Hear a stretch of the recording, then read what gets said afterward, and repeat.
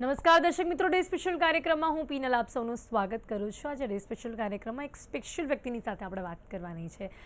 બોલિવૂડની ઇન્ડસ્ટ્રીને આપણે દૂરથી તો ઘણું જોઈએ છે, પણ આજે થોડુંક અંદરથી જાણવાનો આપણને મોકો મળશે, કારણ કે ઇન્ડસ્ટ્રીના જ એક અભિનેતા સાથે આપણને વાત કરવા મળશે કે જેમણે શરૂઆત તો કરી છે મરાઠી ફિલ્મોથી, પણ બોલિવૂડ ફિલ્મોમાં પણ તેમણે અભિનય કર્યું અને વેબ સિરીઝ હોય કે પછી વાત હોય થિયેટરની, એમણે કંઈ જ બાકી નથી રાખ્યું અને દરેક પાત્ર તેમણે ખૂબ જ અલગ અલગ રીતે ભજવ્યા છે. અને આજે એક એવો ફેસ છે અને કે જેમણે જોતાં જ આપણને ખ્યાલ આવશે કે અમને ઘણી બધી ફિલ્મોમાં આપણને જોયા છે ને એમના અભિનયના ઘણા બધા લોકો ફેન પણ છે.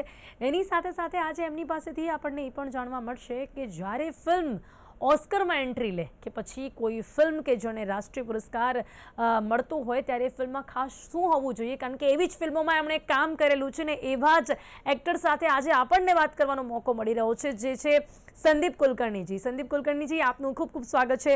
Welcome to the show. नमस्ते. तो मैंने गुजराती में आपको इंट्रोडक्शन दिया, हाँ. आपको श्योरली समझ में तो आया होगा. बिल्कुल, बहुत सारे गुजराती फ्रेंड्स हैं मेरे. जी जी, और भाषा बहुत अच्छी तरह जानता हूँ, सिर्फ बोलना नहीं. जी जी, बिल्कुल बिल्कुल. तो हम बात तो हिंदी में करेंगे. अब संदीप जी, सबसे पहले कि अगर आपकी शुरुआत के दिनों के बारे में बात करें तो इस इंडस्ट्री में आने की वजह क्या थी, क्योंकि थिएटर से आपने शुरुआत की, मराठी फिल्मों में आपने काम किया और उसके बाद श्याम बेनेगल की मम्मो फिल्म से आपने शुरुआत की. तो थोड़ा सा आपका शॉर्ट में जो ये शुरुआत थी वो जानना चाहूँगी कि कैसे आप इस इंडस्ट्री में आए. देखो, मैं शुरू में तो मैंने फाइन आर्ट्स किया था. मैं पेंटर था. मैं पेंटर होना चाहता था. वो करते करते फिर मुझे वर्ल्ड सिनेमा दिखा. मतलब हम सारे फेस्टिवल्स जाया करते थे हमको, तो वो मुझे लगा कि फिल्म ऐसा माध्यम है जो कल्मिनेशन ऑफ ऑल आर्ट, सारे कलाओं का वो एक निचोड़ है या उसका एक कलेक्टिव फॉर्म है. तो मैंने वो किया और तब मुझे समझ में आया कि इसका भाग होना बहुत ज़रूरी था. इसका भाग होना बहुत एक्साइटमेंट मुझ में आया. तो फिर मैंने अपने आप को ट्रेन करना शुरू किया. मैंने थिएटर ज्वाइन किया. हमारे गुरु थे पंडित सत्यदेव दुबे, जो काफ़ी NSD में भी सिखाते थे. बहुत सारे अमरीश पुरी को उन्होंने बनाया, मतलब अमरीश पुरी जो भी हैं उनके कारण, ऐसे बहुत सारे. तो मैंने उनको ज्वाइन किया. काफ़ी 3-4 साल थिएटर किया उनके साथ. अलग अलग राइटर्स उस समय जो थे, यंग से लेके जो पुराने जो राइटर्स, हिंदी, इंग्लिश, मराठी, तीनों लैंग्वेजेस में. और फिर जब मैं थिएटर करता था तो श्याम बेनेगल देखने आते थे, गोविंद निहलानी देखने आते थे, कई सारे डायरेक्टर्स प्ले देखने आते थे. तो पहली फिल्म मुझे जो मिली, जो मम्मो, श्याम बेनेगल की फिल्म है, जो पार्टीशन पे बेस्ड है. उसमें फरीदा जलाल मेन रोल थी और एक इमिग्रेशन ऑफिसर का मुझे रोल मिला था. अच्छा, पहला ही रोल आपको एक इमिग्रेशन ऑफिसर का मिला था. ओके. क्या लगता है आपको कि आपकी एक्टिंग की ऐसी कौन सी खास वजह थी जिस वजह से आपको उस टाइम पसंद किया गया, क्योंकि अभी तो काफ़ी सारे चेंजेस आ चुके हैं कि क्या देखा जाता है किसी भी एक्टर में या क्या होना चाहिए, बट उस वक्त आपको क्या लगा था कि एक इंडस्ट्री में आने के लिए क्या ज़रूरी था? देखो, एक्टर के कोई ऐसी केमिस्ट्री या फॉर्मूला नहीं होता. एक तो होता है कि आपके स्किल्स आपको डेवलप करने पड़ते हैं, लेकिन उसके बाद अपनी एक आइडेंटिटी आपको निर्माण करनी पड़ती है और उसको कायम रखनी पड़ती है. तो इसका मतलब है कि अभी भी जो जितने अच्छे एक्टर्स हैं वो अपने आप को खोज रहे हैं, अपने आप को और भी अंदर जाके अपनी कैपेबिलिटीज़ क्या है. मतलब अगर ये रोल मिलता है तो क्या मैं ये रोल में मतलब घुस के उसको रियल लाइफ में ला सकता हूँ, उसको स्क्रीन पे ला सकता हूँ, उसको पुनर्जीवित कर सकता हूँ क्या. तो ये खोज और ये लर्निंग हमेशा चलती रहती है सारे अच्छे एक्टरों की. मैं स्टार्स की नहीं बात कर रहा. डिफरेंस है दोनों में. लेकिन एक एक्टर ही तो स्टार बनता है ना. हाँ, वो है. हाँ. लेकिन कई बार हमारे मतलब अब उस पे आएंगे हम कि जो सिर्फ स्टार बने हो, जो एक्टर नहीं है, तो उनका फिर. पर ये पॉसिबल है, मतलब आपकी तरह से, आप इस इंडस्ट्री को जितना अंदर से जानते हैं, तो ये जरूरी नहीं है कि स्टार बनने के लिए एक्टर होना जरूरी नहीं लगता. अभी जरूरी है. अभी जरूरी है. बिल्कुल जरूरी है. हाँ, तो पहले ऐसा नहीं था. पहले बिल्कुल नहीं था. पहले तो ये था कि चलो मतलब 2 फिल्में हिट हो गई, ट्राई करके देखते थे लोग. 2 फिल्में हिट हो गई तो उनका फिर करियर बन जाता था. फिर पहले वो प्रपोजल फिल्म मेकिंग था कि इसको लिया उसको लिया, ये बन गया और फिर स्क्रिप्ट बाद में बनती थी. अभी ऐसा नहीं, अभी स्क्रिप्ट पहले होती है, फिर उसमें फिट होने वाले, उसमें अच्छे लगने वाले एक्टर्स, फिर स्टार भी नहीं हो। तो अब थोड़ा सा प्रोसेस शॉर्ट में समझ लें क्या कि पहले क्या कैसे पहले स्क्रिप्ट आती है, फिर उसके बाद डिसाइड होता है कि इस स्क्रिप्ट में कौन सेट अभी होगा। की बात कर रहे हैं हम लोग? हाँ जी, अभी तो obviously script is the main thing. और जो पहले मतलब जितनी अच्छी फिल्में पहले भी बनी है उसका भी यही था कि पहले स्क्रिप्ट अच्छी लिखी जाती थी। जितने भी आप अच्छी फिल्में बनी है जो अच्छी चली भी हैं, आप शोले का ही उदाहरण ले जो कि कितनी अच्छी अच्छी फिल्में हैं जो पहले अच्छी लिखी गई, उसके बाद उस तरह से उसको कैरेक्टर्स, इवन स्टार्स भी थे तो उनको जिस कैरेक्टर को सूट करते थे उनको कास्टिंग की जाती थी और फिर वो फिल्म बनती थी और फिर वो हिट भी हो जाती थी। और यही होना चाहिए कि यही होना चाहिए, but लेकिन obviously बाद में कई बार किसका ऐसा रोल होता किस था पे कि सेट हाँ, होता है। हाँ जी, लेकिन पहले ऐसा नहीं होता था। पहले हम ये डिसाइड कर लेते थे कुछ कि एक्टर फिल्में, ज्यादातर फिल्में ऐसी नहीं होती थी। ज्यादातर वही था कि स्टार्स हैं जिनको हम पहले भी कहते थे ना कि यार इसको आता तो नहीं है लेकिन कर चल गया है, तो चलने वाली बट बात। इसका रीजन आपको ऐसा लगता है कि पहले कंपटीशन नहीं था इतना ज्यादा कि जो इस इंडस्ट्री में आना चाहता था, जो कैसे जैसे घुस गया वो स्टार बन जाता था, क्योंकि इतना टफ कंपटीशन नहीं था जितना अब हो चुका है। हाँ, वो बात है, क्योंकि पहले फिल्म ही एक बड़ा माध्यम था जिससे ज्यादातर लोगों से पहुंचा जाता था। थिएटर था लेकिन जिस इतना जो नहीं था, हमारी बात करें वो फिल्म था। बाकी ना तो टेलीविजन चैनल्स थे, चैनल्स भी बहुत बाद में आए और अब तो ओटीटी भी आ गए, अब प्लेटफॉर्म्स बहुत सारे आ गए। तो टैलेंट को स्पेस अब बहुत मिल रहा है। हाँ बिल्कुल। और सारे अब तो अपना टैलेंट हम अगर अपने खुद के सोशल मीडिया से भी पहुंचाना चाहें ग्लोबली तो वो भी एक प्लेटफॉर्म हमारे पास है। हाँ, लेकिन सोशल मीडिया से आप अपना प्रोफाइल बढ़ा सकते हैं, टैलेंट नहीं बढ़ा सकते। टैलेंट तो आपको आपको नहीं, अगर किसी के पास टैलेंट है सर और तो वो अपना टैलेंट पहुंचाने के लिए ज़रूरी नहीं है कि उसका कांटेक्ट अब डायरेक्टर से होना ज़रूरी डायरेक्टली हो, वो अपने सोशल मीडिया से। आज हम देखते हैं कितने सारे ऐसे जनरल लोग हैं जिनकी रील वायरल होने से, जिनका टैलेंट वायरल होने से उन्हें उस क्लास का लेवल मिल रहा है जो एक्टर्स को मिलता है। Now influencers are also stars. तो वो मैं कह रही हूँ कि अपने अकाउंट से लोग अब पहुँचना बहुत ईजी हो गया है लोगों के लिए। लेकिन वो ज़रूरी नहीं कि वो फिल्म में अच्छा काम करे, बिकॉज उसमें फिर आपको स्किल्स की ज़रूरत ही है, आपको वो रोल करने की आपको कैपेबिलिटीज होनी चाहिए ना। इन्फ्लुएंसर तो आराम से बन सकता है, इट्स कंसिस्टेंसी।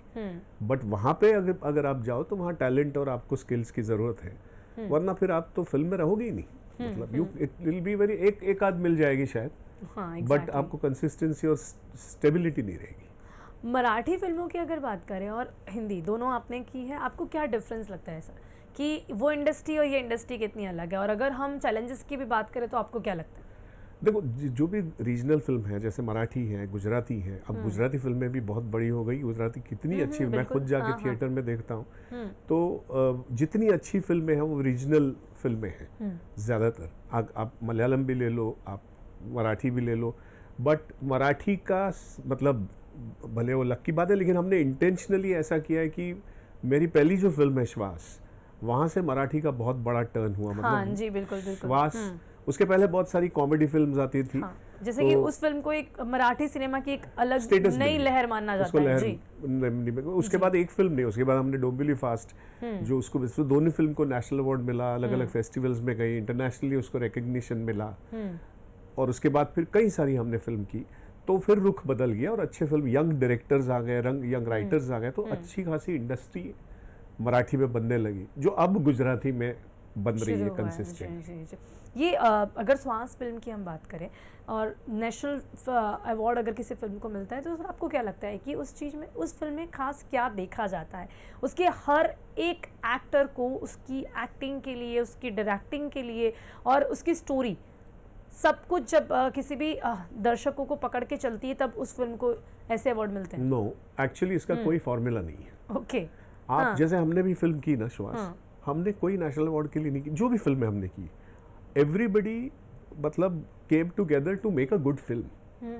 आप अच्छी फिल्म बनाने की दिल से कोशिश करो, दिल जान से, तो उसमें सोल होना बहुत जरूरी है। नेशनल अवार्ड अपना इवन जो ऑस्कर के लिए भी जाती है, नेशनल अवार्ड के लिए भी जाती है, 90% are films very soulful films, जहाँ से आप अंदर से बनी है, मिट्टी की बनी है, आपकी रोज़मर्रा ज़िंदगी से कोई बनी है, तो ऐसी फिल्मों का वो है।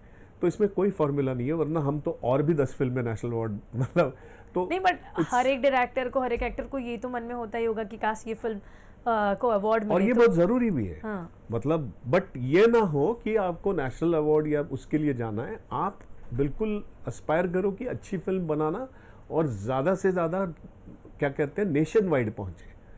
आजकल तो सबटाइटल्स हैं, अब तो एआई भी आ गया, आप अलग अलग लैंग्वेजेस में डब भी कर सकते हो, लेकिन सबटाइटल्स होने के लिए मतलब अगर हो तो आपकी फिल्म इंटरनेशनली जाती है, आप इंटरनेशनल फेस्टिवल्स में जाते हो तो फिल्म का रिकग्निशन इंटरनेशनल भी हो जाता है। आपको कैसा लगता है जब आपकी एक नहीं, दो नहीं कि 3 फिल्में इस तरह से, एक तो फिल्म जो ऑस्कर के लिए एंट्री हो गई श्वास की, और फिर ये फिल्म की बात करें 2 फिल्मों की जिन्हें राष्ट्रीय पुरस्कार मिला, तो एक एक्टर के तौर पर कितना प्राउड फील होता है? प्राउड फील होता है डेफिनेटली, बिकॉज लेकिन ये फिर मैं कहूंगा कि it's like you are in the right place with the right team again, because कई बार होता है कि आपकी स्क्रिप्ट बहुत अच्छी है लेकिन एग्जीक्यूट करने वाले उतने केपेबल नहीं होते। तो एवरीथिंग व्हेन कम्स टुगेदर एक कल्मिनेटिव आर्ट है। तो मैं मतलब ये मेरा विश्वास है और जितने अच्छे एक्टर्स हैं उनको सबका विश्वास है कि एक्टर की वजह से फिल्म नहीं बनती, फिल्म पूरी टीम की वजह से बनती है। मतलब लिखाई से लेके राइटिंग से लेके आपके सिनेमाटोग्राफर, आपके एडिटर, आपके जितने टेक्नीशियंस हैं, वो सारे लोग जब अपना पूरा डालते हैं ना तब जाके कुछ अच्छी फिल्म बनती है। आप किसी भी रोल को सिलेक्ट करने के लिए क्या ध्यान में रखते हैं? जैसा कि अगर डोंबिवली फास्ट की बात करें तो उसमें कुछ ऐसा रोल है कि एक सामान्य इंसान है जिसका एक गुस्सा बताया, और अगर उसी के साथ हम ट्रैफिक सिग्नल की बात करें तो उसमें रूल्स रेगुलेशंस की बात की गई है। आप अपने रोल सेलेक्ट करते समय क्या बात करते हैं? क्या ऐसा आप देखते हैं कि कोई फिल्म एक सोशली कुछ रिस्पॉन्सिबिलिटीज़ का मैसेज दे, वो ज़रूरी है?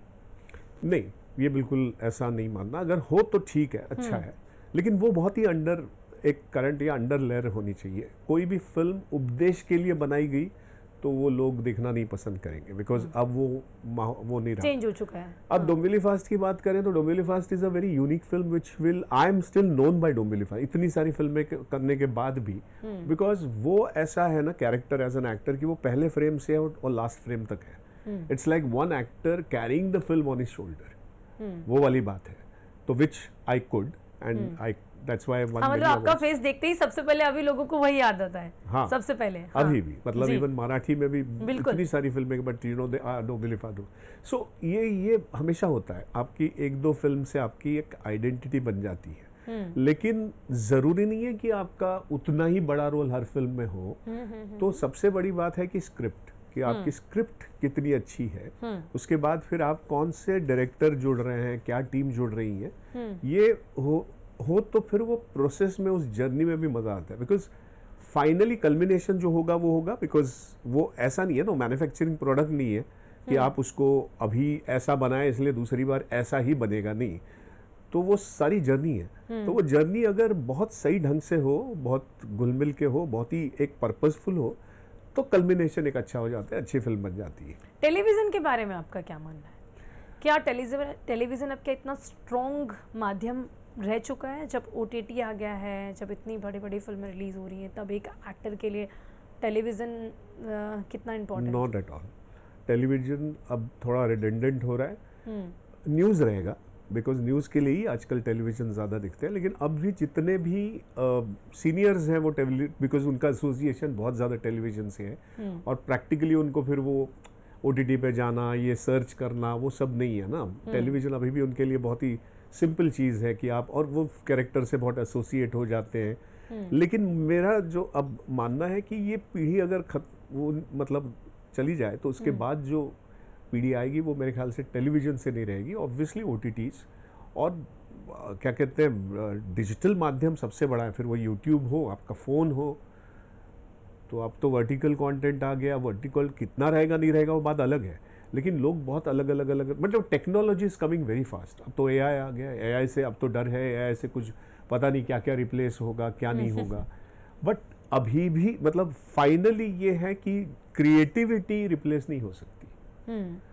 क्रिएटिविटी, आपका विजन रिप्लेस नहीं हो सकता। आप टूल्स, टेक्नोलॉजी उसके लिए यूज़ कर सकते हो, आपके विजन के लिए, आपको जो क्रिएटिवली बनाना है उसको यूज कर सकते हो, but will not be replaced. आपका क्या मानना है? मतलब अगर खुद से पर्सनली चाहें तो आप टेलीविजन में काम करना इतना पसंद नहीं करेंगे? मैंने किया ही नहीं ज्यादा, बहुत हाँ, पहले अगर मिले तब भी अब टेलीविजन तो शायद किसी एक्टर के लिए पसंद नहीं है, अनलेस कोई बहुत अच्छा डायरेक्टर आए, बहुत अच्छी स्क्रिप्ट लेके आए और मुझे मजा आया, बिकॉज टेलीविजन ऐसा है कि वो खींचता जाता है उसके।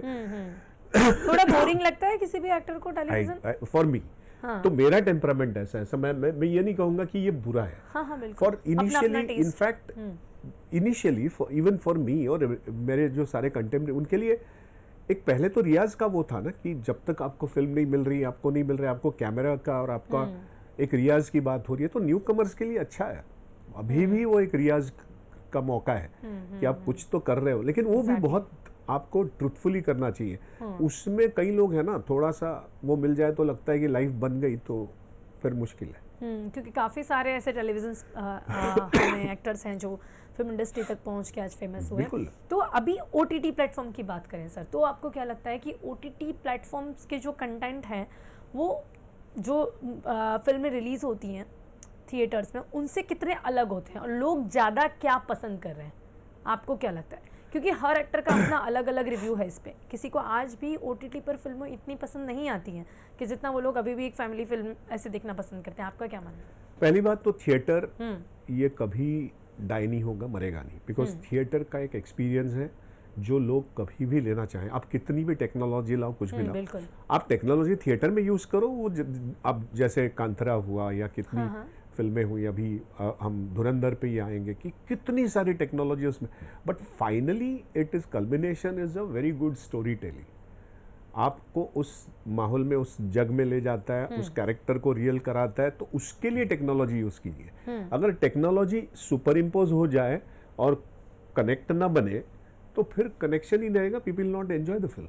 टेक्नोलॉजी अगर हावी हो गई तो जी जी जी जी। तो धुरंधर is a very good example जहाँ पे सारी टेक्नोलॉजी यूज की गई है। आप CG से लेके AI से लेके पूरा, मतलब पाकिस्तान 2 बड़ी मतलब बड़े पार्ट्स हुए हैं, पूरा सारा थाईलैंड में शूट हुआ है, कहीं और शूट हुआ है। तो जिस तरह से वो पाकिस्तान खड़ा किया गया उसका, वो सारा इतना, तो everything is very appreciable in the film. अगर धुरंधर की आपने बात की तो आपको लगता है कि आज के समय पे कहीं ना कहीं ऐसी ही फिल्में ज़्यादा पसंद की जा रही है? I am talking about subject. आपने बात की क्रिएटिविटी की कि किस तरह से वो शूट हुआ, किस तरह से कितनी मेहनत, वो everything was really good. But अगर सब्जेक्ट की बात करें तो आपको ऐसा लगता है कि कहीं ना कहीं ऐसे सब्जेक्ट्स पर फिल्में ज़्यादा पसंद आ रही है जहाँ नेशन की बात हो, जहाँ कुछ रियलिटी हो, जहाँ सही में कुछ बातें ऐसी ऐतिहासिक पता चल रही हो, कहीं ना कहीं अब ऐसी फिल्में ज़्यादा पसंद करते हैं लोग? See it's very simple. अगर आप अगर ऐसी फिल्में देखो कि जो पेट्रियटिज्म के बारे में बात की है, या ये उसमें से सब चली है, नहीं चली है, so that's not the only criteria. Criteria is जैसे उरी, सेम डायरेक्टर ने उरी बनाई, like very patriotic film, but the way it is made, जिस तरह से वो बनी है, जिस तरह से उसके performances, it's a amazing film. तो आपको भले ही ये डायरेक्टर अगर आदित्य धर है जो पेट्रियोटिक फिल्म अभी बना, लेकिन उसका फिल्म मेकिंग कमाल है, उसका जो कहानी कहने का जो वो है वो कमाल है, वो बहुत ज़रूरी है। It is not only that patriotic film चलेगी या यही फॉर्मूला, कोई फॉर्मूला नहीं होता है, कोई फॉर्मूला। अच्छी फिल्म इज अच्छी फिल्म। अब वो जैसे आप कांतारा की बात आइटम सॉन्ग्स भी डाल देते हैं इसमें, जरूरी नहीं है कि बिल्कुल टिपिकल एक ही जोन लेके पूरी फिल्म चल रही है। काफ़ी सारा वेरिएशन इस अंदर फिल्म में देखने मिलता है हमें। तो ये सब कुछ होना ज़रूरी है अभी आज की फिल्मों में। और एज अ एक्टर अगर आपकी फर्स्ट प्रायोरिटी हो कि कैसी फिल्म पसंद करना आप चाहेंगे तो आप क्या बोलेंगे? मेरे लिए तो वो सरप्राइज होना चाहिए। अच्छा, हाँ। आपका रोल सरप्राइज होना चाहिए? हाँ, मेरा भी और फिल्म भी, सब्जेक्ट भी होता है ना, दैट इज वेयर वो ज़्यादा वो लोग याद करते हैं, लोगों को पसंद आती है। अनसीन धुरंधर आपने, ठीक है, सत्या देखी है आपने, राम गोपाल वर्मा की गैंग वॉर फिल्म, कई मतलब गैंग वॉर फिल्म पहली नहीं है बहुत, लेकिन जिस तरह से ये फिल्म बनी है और जिस क्या कहते हैं नेशनल इंटरनेशनल लेवल की जो बात कर रहे हैं हम लोग, वो पहली फिल्म ऐसी बनी है जिसका बहुत ही क्या कहते हैं बहुत कमाल का प्रेजेंटेशन है। तो ये बिल्कुल फ्रेश है, ये नया है। तो ऐसे ही नया बनाना पड़ेगा। अगर आप ऐसी फिल्में और 4-5 बनाओ तो जरूरी नहीं है कि वो सब चले। बिल्कुल। आप जैसे एक वर्सेटाइल एक्टर हैं सर, सारे तरह के रोल आप कर सकते हैं और हम देख रहे हैं अलग अलग तरह के रोल आपको करते हुए। तो जैसे अलग अलग फिल्में बन रही हैं, जैसे अलग अलग रोल की आपने बात की कि कुछ ना कुछ अलग देखना लोगों को पसंद है आजकल। तो आपको नहीं लगता कि हर एक वक्त पे एक कंपटीशन बढ़ता जा रहा है? हर एक बार हर किसी एक्टर को हर तरह की एक्टिंग के लिए अब तैयार होना ज़रूरी है, वरना बहुत कम समय लगता है कि इस इंडस्ट्री में से हम हमें कब लोग बुला दें। ये बिल्कुल है, कॉम्पिटिटिव होना बहुत ज़रूरी है, लेकिन उसके बाद फिर आपको अपने ओरिजिनल उस पर ही जाना बहुत ज़रूरी है। मतलब आपका जो इंडिविजुअल जो है उसको पकड़ के रखना बहुत ज़रूरी है, वो सोल को, बिकॉज आप सब फिल्म के पार्ट तो नहीं हो सकते, तो आप भी चुने जाओगे जब उस तरह का कुछ बने, या आप जितने वर्सेटाइल होंगे आप उस पार्ट के होंगे। बट जैसा ओटीटी की हम बात कर रहे हैं, ओटीटी में भी आप कितने नए टैलेंट आपको दिख रहे हैं ना, अब उसमें से कुछ हैं जो बाद में दिखते ही नहीं है कई बार, है ना। आपको लगता है कि यार ये कमाल, मतलब, बट दोबारा या बाद में फिर कहीं दिखते नहीं है। तो उसका एक अलग वो है कि आप कितना लंबा आप जा सकते हो, आपकी अगेन कैपेबिलिटीज और स्किल्स को लेके, कि आप अलग अलग भूमिका में आप वो ढल सकते हो, उसको आप कैरी कर सकते हो। ये फिर लॉन्गिटिविटी की बात है। टाइगर 3 के बारे में क्या कहेंगे सर? उस इतनी mega budget film, Salman Khan की फिल्म, उसमें कैसे रोल मिला और कैसा आपका वो एक्सपीरियंस था? वेल वो क्या कहते हैं, बहुत ही लास्ट टाइम मेरी कास्टिंग हुई, लास्ट उसको फेज में कहते हैं, बिकॉज वो रोल कुछ पहले छोटा था, वो बड़ा बना, फिर then I was called and तो। और सलमान की फिल्मों का कभी भी आपको पूरी कहानी और कुछ मालूम नहीं होता है ज़्यादातर। अच्छा। हाँ, सो ये मैं पहला ऐसा एक्सपीरियंस था जिसमें मुझे पूरी कहानी बिल्कुल नहीं मालूम थी, और क्योंकि यशराज की फिल्म की मैं भी वो थोड़ा सा ट्राई करना चाहता था। बट मैं कहूँगा कि ये मतलब मेरे लिए ऐसा एक्सपीरियंस बहुत क्या कहते हैं उसका, वो कुछ मज़ा नहीं आएगा। आपको फिल्म स्क्रिप्ट बहुत मालूम होनी चाहिए, फिर आप ये मैंने कहा ना, पहला बार मेरा ये तो था। तो ऐसा सलमान की फिल्म क्यों होता है, अक्सर मालूम नहीं होता? ये मतलब शायद ऐसा है ना, तो मैंने यही कहा कि उसमें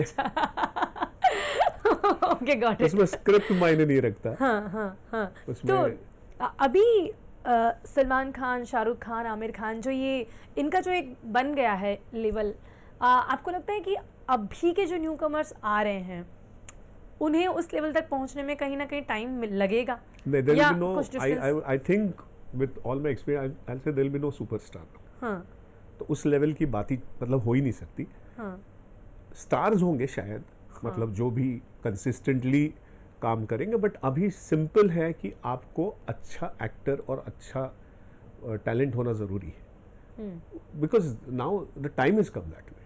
तो अच्छे टैलेंट के लिए तो बहुत ही अच्छा माहौल है। बट इन लोगों के साथ काम करने का एक्सपीरियंस होता कैसा है कि अगर हम किसी भी आपके साथ जो भी लोग होंगे, शायद उनसे भी आपकी बातचीत रहती होगी, इनके साथ काम करने का एक्सपीरियंस कैसा रहता है?